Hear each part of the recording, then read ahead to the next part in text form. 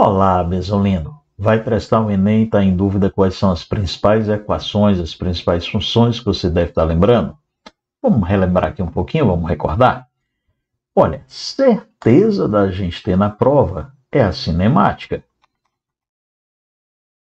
Então, se a gente tiver a cinemática, vamos começar lembrando o movimento uniforme.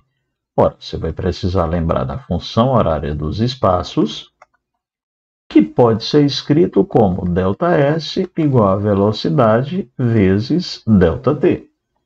Tá, mas professor, e se eu tiver o movimento uniformemente variado? Então, eu gosto de lembrar aqui o que eu chamo de regra do SAT. O que é a regra do SAT? Espaço, aceleração e tempo.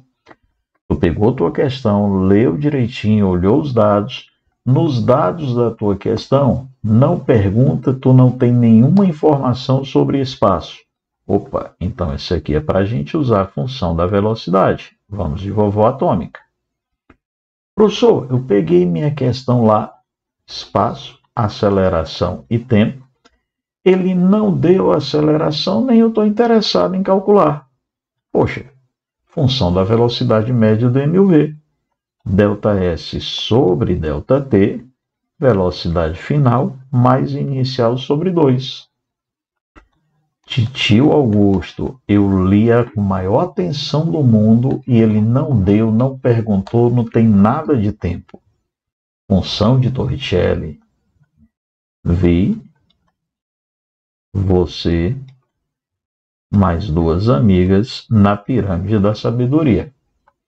Ah, tio Augusto, mas eu li, ele me perguntou o espaço, me deu aceleração e tempo, as três coisas aparecem.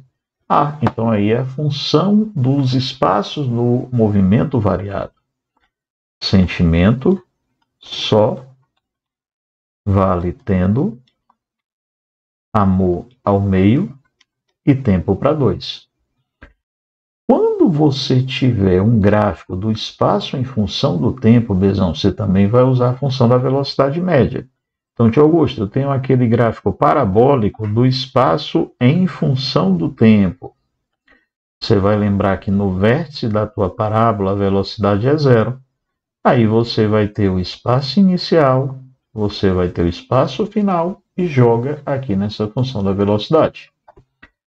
Outro assunto que é bem recorrente nas provas do Enem é a parte de energia, Bezãozão.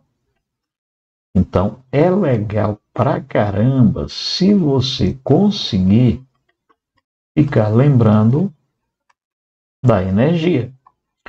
Augusto, energia associada ao movimento é energia do tipo cinética.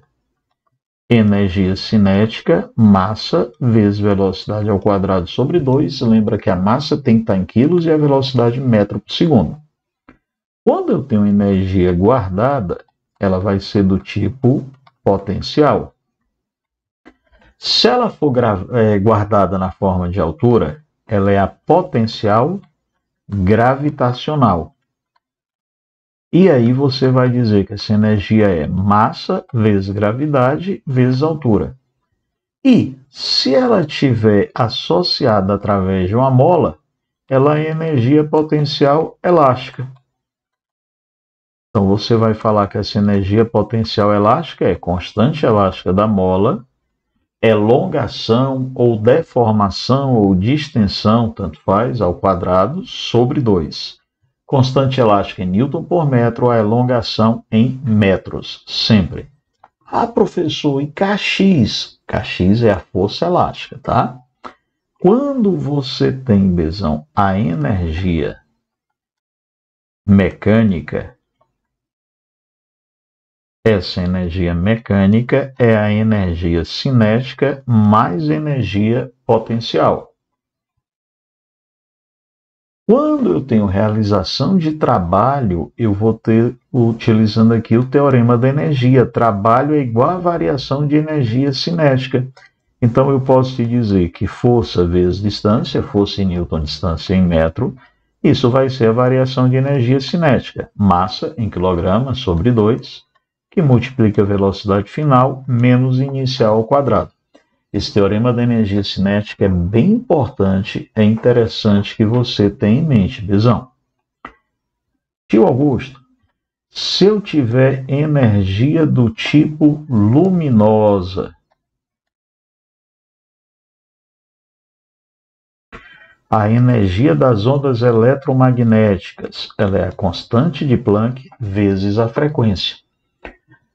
Lembra que a luz mais energética que eu vou ter vai ser o violeta. Porém, se a questão quiser que essa energia seja transformada em calor, aí o vermelho é aquela que transforma melhor. Você vai lembrar também, Bezão, que a gente tem energia térmica, que é o calor. Ora, se esse calor provoca mudança de temperatura, aí a gente vai usar o que macete? Quantidade de calor é massa vezes calor específico vezes variação de temperatura. Quem manda nas unidades aqui vai ser o calor específico. Se ele tiver em gramas por grau Celsius, massa em grama, temperatura em graus Celsius. Se ele tiver quilograma por Kelvin, você vai ter o quê? Massa em quilograma, temperatura em Kelvin. E assim sucessivamente. Tá, professor, e se eu tiver apenas mudança de estado físico? Aí a gente vai ter o que moleza. Lembra também que quando a gente tiver uma questão em que eu misturo corpos com temperaturas diferentes, eu vou usar que a soma dos calores trocados é igual a zero. E vamos fechar um pouquinho aqui, Bezão, lembrando da hidrostática.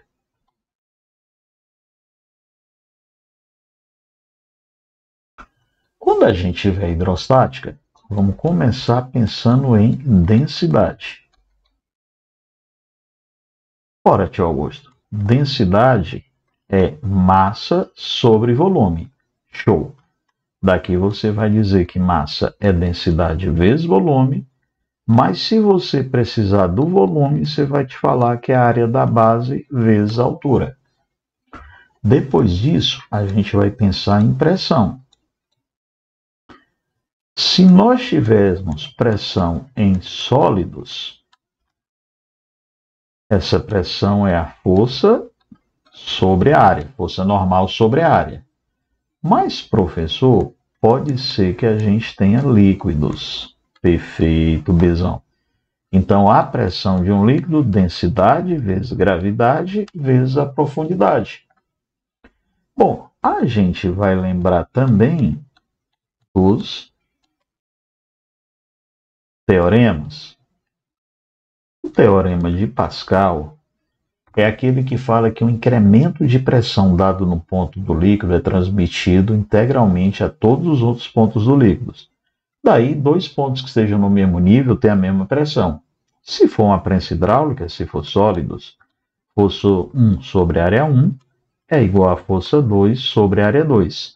Se eu tiver vasos comunicantes, eu vou ter líquido, então pressão é o dGH, cancela o G. Eu vou ter que densidade 1 vezes altura 1 é densidade 2 vezes altura 2.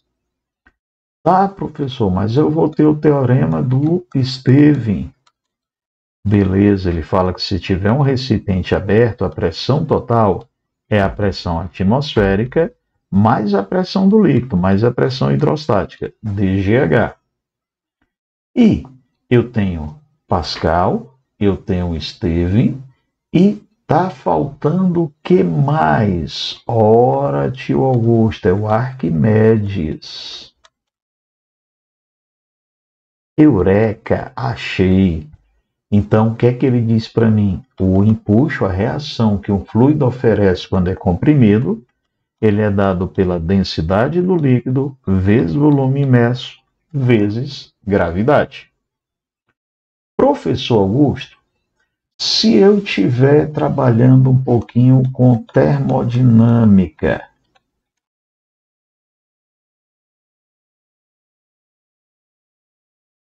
ora, Bezão, termodinâmica, vamos pensar aqui um pouquinho na ideia dos gases perfeitos. Se eu tiver gases perfeitos, eu tenho a equação geral dos gases. Eu gosto da mnemônica Pavlov-Notop Vinity, pressão inicial, volume inicial, número de mols inicial, temperatura inicial. Isso vai ser pressão final, volume final, número de mols final, temperatura final. Eu gosto da mnemônica Povonotope e Viniti. Lembra também que a gente tem a função de Clapeyron ainda para gases, Bezão. Por você, nunca rezei tanto. A primeira lei da termodinâmica diz para mim que a variação de energia interna é o calor menos o trabalho. Lembra que o trabalho de um gás, se for a pressão constante, ele é o P delta V. Se for a pressão variável, esse trabalho vai ser numericamente igual à área do gráfico. Quando eu tenho uma transformação do tipo isobárica ou isopiésica, pressão constante. Quando eu tenho uma transformação do tipo isocórico ou isovolumétrico, ou ainda isométrica, volume constante. Quando eu tenho uma transformação no qual a temperatura é constante, eu falo que ela é isotérmica. E se eu tiver uma transformação muito rápida, todas as transformações rápidas, a gente chama elas de adiabática. Ela não troca calor com o meio externo, o calor é igual a zero. Quando nós temos o rendimento das máquinas térmicas, o rendimento máximo teórico é o rendimento de Carnot, que fala que eu tenho 100%, 1 menos a temperatura em Kelvin da fonte fria, que é a temperatura menor, sobre a temperatura em Kelvin da fonte quente, que é a temperatura maior.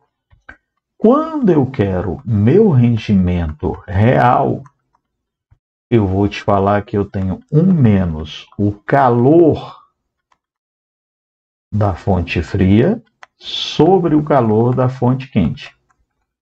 Se o rendimento teórico for maior do que o real, eu vou ter uma máquina real.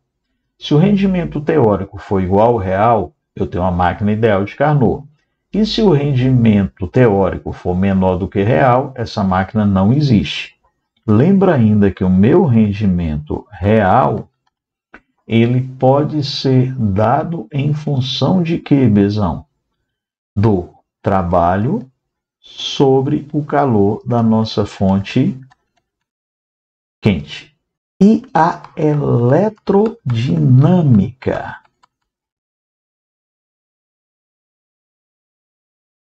Bezão, na eletrodinâmica, vamos lá. Equação de um gerador. A DDP é força eletromotriz menos resistência vezes corrente. Lembra que quando a gente tem um gerador, a gente considera a corrente do tipo convencional. Tio Augusto, quando eu tiver um receptor, força contra eletromotriz, mais resistência vezes corrente. Quando o Bezão lindo tiver o nosso receptor, resistência, força contra eletromotriz, a gente vai botar corrente aqui em sentido oposto.